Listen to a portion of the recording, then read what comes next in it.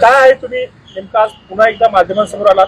Sharad Pawar OBC असल्याचा तुम्ही दावा केला होता, मात्र आता शरद पवार हे ओबीसी नाहीत असं राष्ट्रवादी काँग्रेसच्या नेत्यांकडून सांगण्यात येत आहे.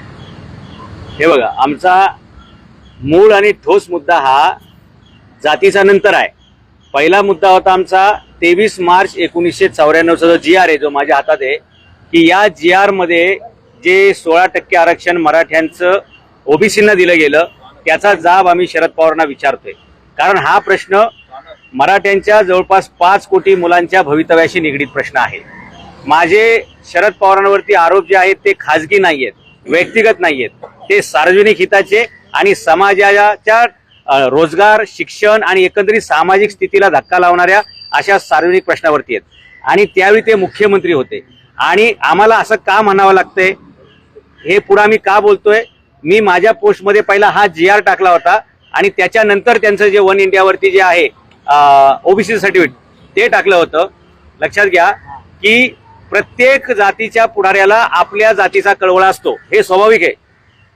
छगन भुजबळ ओबीसींबद्दल ठामपणे बोलतात, इतर जातीचे नेते त्यांच्या जातीबद्दल ठाम बोलतात. मग शरद पवार हे एकमेव असे नेते आहेत की जे मराठ्यांबद्दल कधी ठाम भूमिका घेत नाहीत.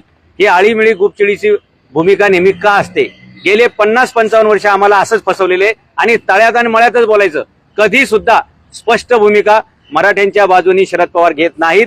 आणि त्यांच्यावर विश्वास ठेवून मराठा समाज आंधळेपणाने त्यांना नेता मानत राहिला आणि मराठा समाजाचं नुकसान होत गेलं.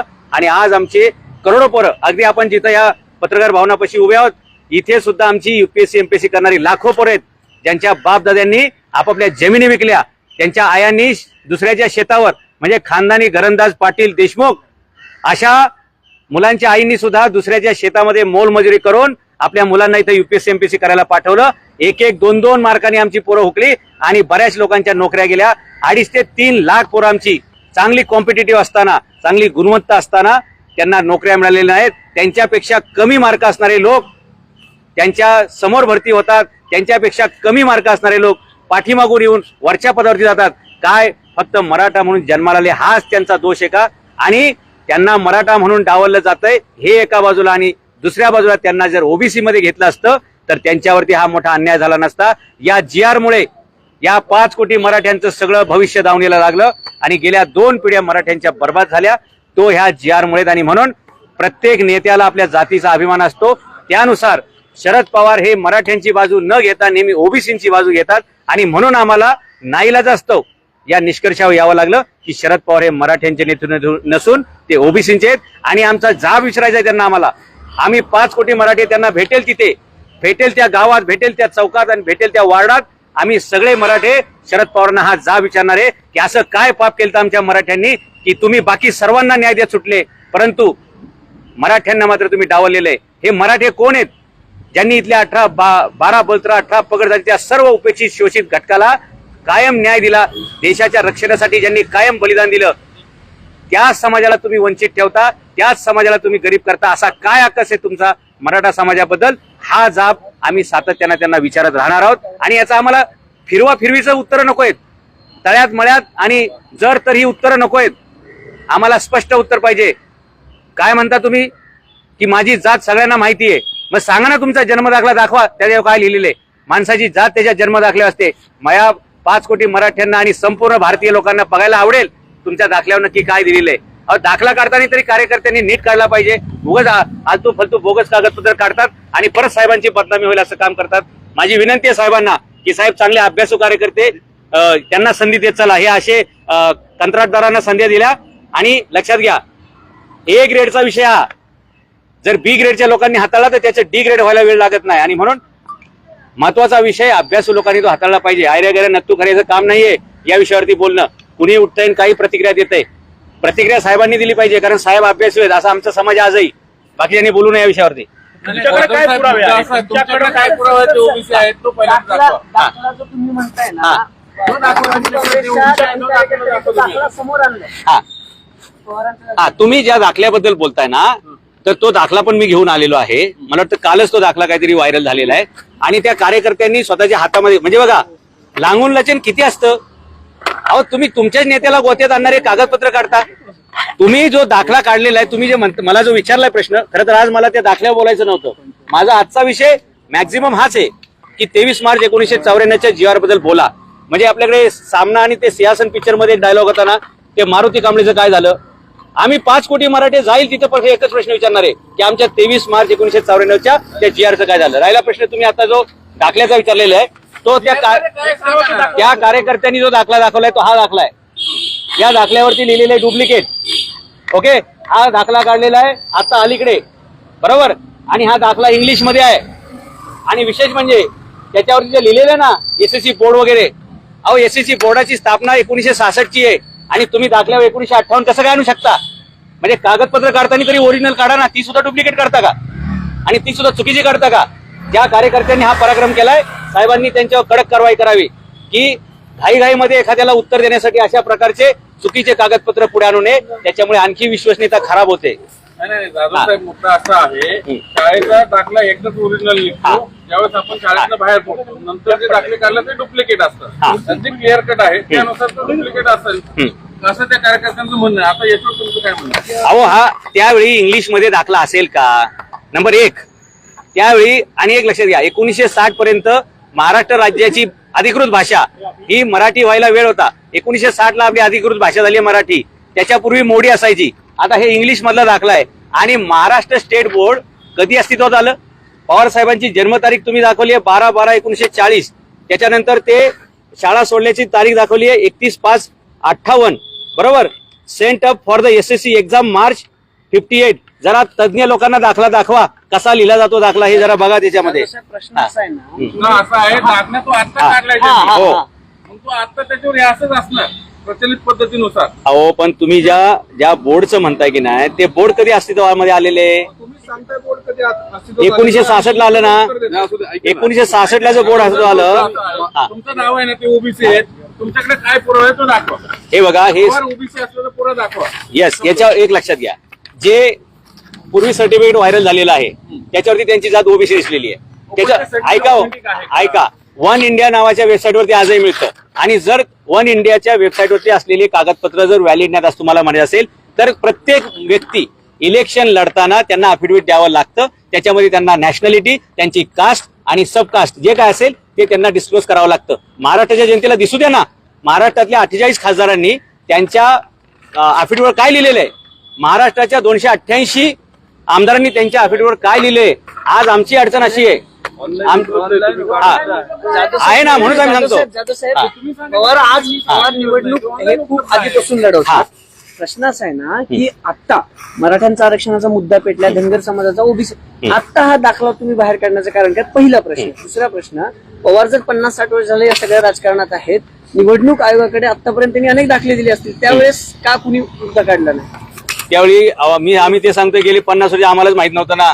जेव्हा हा GRचा प्रश्न आला आणि बाबा आपला माणूस आपली बाजू का घेत नाही असा प्रश्न आम्हाला पडला, त्यावेळी आम्ही हे सगळं आतमध्ये गेलेलो आहोत. आणि आज आमचं दुर्दैव पण असं आहे की आम्हाला लोक विचारतात तुम्हाला आरक्षण कशासाठी पाहिजे, साखर कारखाने तुमचे, शाळा तुमच्या, बँका तुमच्या, सगळं तुमचं आहे. अहो पण ज्यांना तुम्ही मराठा म्हणताय ते सगळ्यांकडे ओबीसी दाखले येतं. आणि हे आमच्यामध्ये समाजामध्ये वावरताना मराठा वावरतात आणि मात्र ह्यांच्या इलेक्शनवरती आणि कास्ट सर्टिफिकेटवरती ओबीसी असते. त्यामुळे असं माझं म्हणणं आहे की आता या ज्या आमदारांच्या समोर, या खासदारांच्या समोर जे कोणी असतील त्यांच्या नावाचं एक मिनिट,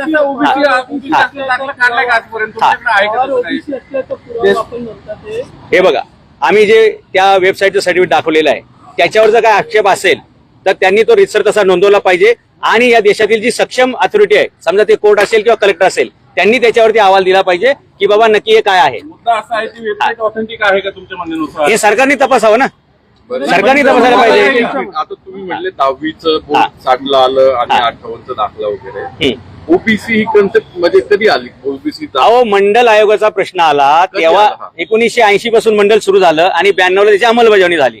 पवारांच्या दाखल्यावर ओबीसी 60 साली 70 साली जे कधी ते 90च्या आधी का आलं, कसं आलं हाच प्रश्न आहे. सांगा ना. नाही तुम्ही गॅप्स घेतलं. जर मंडल आयोगाच्या अगोदर समजा हे ओबीसी वगैरे काय म्हणायचं असेल तुम्हाला, 1958 ला, 60 ला, 65 ला, 75 ला, 78 ला कोणी व्यक्ती ओबीसी कसा लावू शकतो. मंडलाची जनगणना 1980 पासून सुरू झाली. तुम्ही त्याच्यावर- आरोप केले, तुम्ही उत्तर द्या. आम्ही ते सांगतोय ना 80च्या अगोदर कोणाच्याही दाखल्यावरती ओबीसी येणं शक्य हा. नाही. तरी सुद्धा काही लोक त्यांच्या दाखल्या ओबीसी दाखवतात. हे कसं शक्य होईल? आणि कुठल्याही माणसाची जी जात आहे, आता ह्या दाखल्यामध्ये पण काय प्रॉब्लेम दिसतोय मला, आमच्या तुमच्या सगळ्यांच्या दाखल्यावरती हिंदू मराठा, हिंदू माळी, हिंदू तेली, हिंदू धनगर असं असतंय. इथं फक्त मराठा आहे. धर्म कुठं गायब झाला? धर्म कुठं गायब झाला यातला? याचं काय करायचं?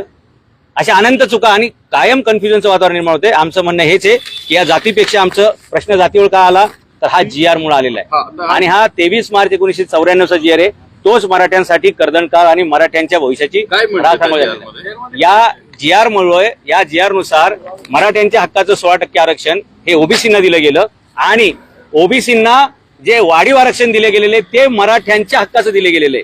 आणि जर ते ओबीसींचं आरक्षण असं म्हणून न देता मराठ्यांचं मराठ्यांना दिलं असतं तर मराठा समाजाला 57 मोर्चे काढायची गरज पडली नसती, आमरण उपोषणाच्या गरज पडल्या नसत्या, जरांगे पाटलांना 2 वेळा प्राणांतिक उपोषण करायची गरज पडली नसती आणि हे उपोषण मिळावं म्हणून आतापर्यंत शेकडो तरुणांनी आत्महत्या केल्या, त्या सुद्धा वाचल्या असत्या. ओबीसींना एक मिनिट, ओबीसींना किती आरक्षण जास्त दिलंय GR मध्ये? माझ्या माहितीनुसार 16%, आता इथे 34% दिसतंय.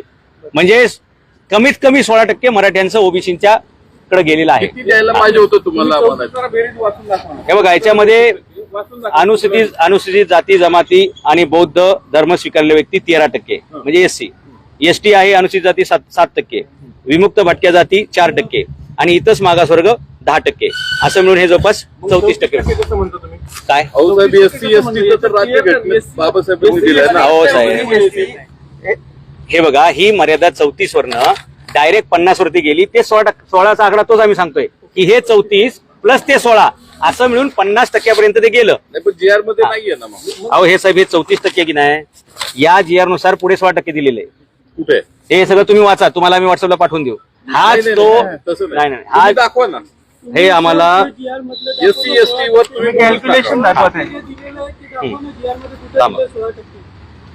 हे बघा, मराठ्यांना आरक्षण देता येणार नाही कायद्यानं, हे शरद पवार का म्हणतात? नाही, आता हे त्याचं मुद्द्यावर कारण काय? नाही 50%. हा ठीक आहे ना, 50%ची पॉइंट टू पॉइंट देऊ आता. हे बघा, याच्यामध्ये 34% गेलेलं आहे.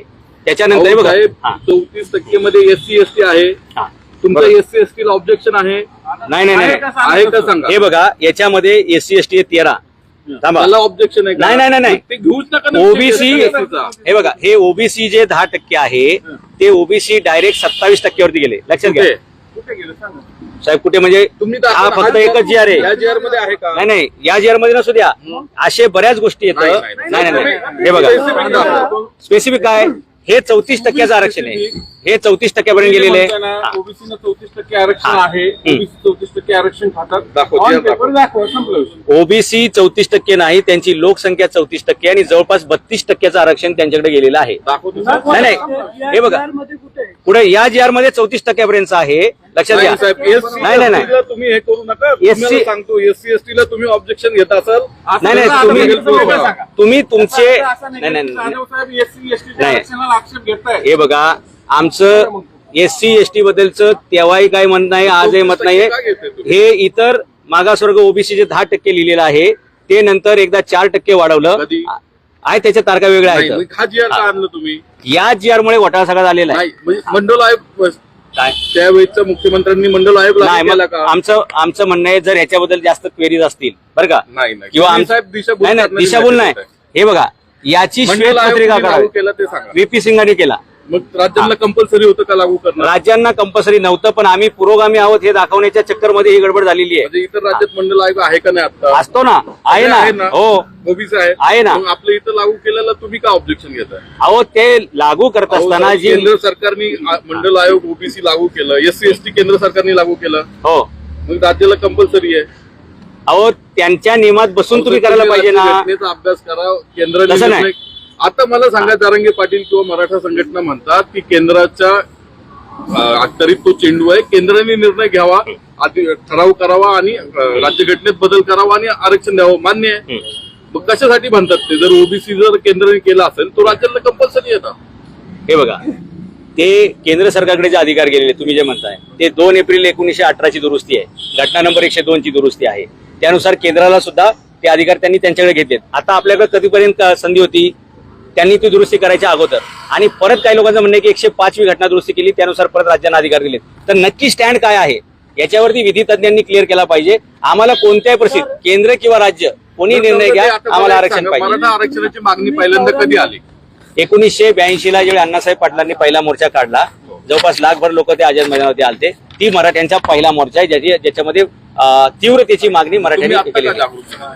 आम्ही तेव्हापासूनच करतो सर. तुम्ही 99, 2000, 2005 पासून तुम्ही का नाही या विषयात पुढे आले? 2017लाच मी पुस्तक प्रकाशित केले, मराठा क्रांती मोर्चा भविष्याने वाटचाल. जो पहिला मोर्चा नाही वैयक्तिक काय केलं ते सांगा आरक्षणाच्या संदर्भात. आरक्षणाच्या संदर्भात हो, आरक्षणाच्या संदर्भामध्ये मी वैचारिक काम करणारा माणूस आहे. मी 2017लाच पुस्तक लिहिलं, त्याच्या 5000 प्रती वाटल्या आणि जनजागृती करणं हेच माझं काम आहे. मी काय हातामध्ये काठ्या घेणं, दगड घेणं हे माझं काम नाही. म्हणजे तुमचं म्हणणं आहे की मराठ्यांनी आंदोलन काठ्या मोर्चे घेऊन केलं, नाही, तुम्ही अशा प्रकारचे प्रश्न विचारू नका. तुम्ही पत्रकार आहे म्हणजे नाही, तुम्ही फिरून काय प्रश्न विचारताय? ही प्रश्न विचारण्याची पद्धत आहे का? मी वैचारिक ऐका, वन बाय वन मी वैचारिक माणूस असल्यामुळे सांगा ना काय केलं. मी पुस्तक लिहिलं मराठा क्रांती मोर्चा भविष्याने वाटचाल, आणि ते पुस्तक प्रबोधनासाठी लिहिलं. आणि आपण मुलांनी हातामध्ये काठी दगड हे घेण्याचा काही संबंध आहे का? तुम्ही माझ्या तोंडी असे शब्द का टाकताय? नाही, हे बघा, तुम्ही प्रश्न जे घेणार चुकी नाही, हे बघा, मी काय म्हटलं, मी वैचारिक प्रबोधन केलेलं आहे, वैचारिक प्रबोधन करतोय. काठे लाटे घेणार माणूस नाही, मग आता आंदोलन काठे लाटे घेणार आहेत का असं तुम्हाला म्हणायचं का? हे बघा, असं तुम्हाला म्हणायचंय का? नाही, मी वैचारिक माणूस आहे. नाही, तुम्ही इंटरव्ह्यू दुसऱ्या दिशेने वळवताय. मी वैचारिक माणूस आहे आणि विचारांचंच काम करणार.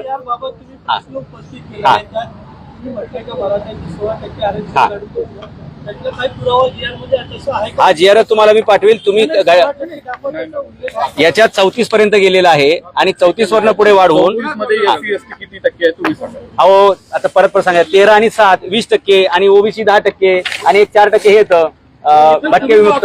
ओबीसी 10%, मग तुम्ही 25% कसं म्हणता ओबीसी? मग हे ओबीसीचं 10%च त्यांनी 27% नेलं साहेबा. शरद पवार मुख्यमंत्री असताना गेलं. तुमची आता मागणी काय नेमकी? तुम्ही आमची मागणी हीच आहे की जे 16% मराठ्यांच्या हक्काचं आहे ते परत मराठ्यांना मिळावं. आणि हे सगळं या GR मुळे भानगड झालेली आहे, जेणेकरून मराठ्यांना ओबीसी मध्ये याचा मार्ग बंद झाला.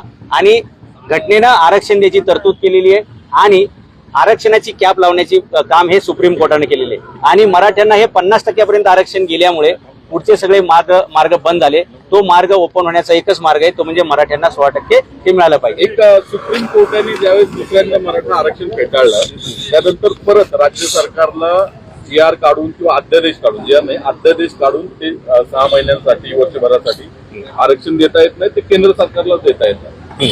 त्यामुळे राज्य सरकार आता देऊ शकत नाही मराठ्यांना नव्यानं अध्यादेश काढून आरक्षण. ते केंद्र सरकारच्या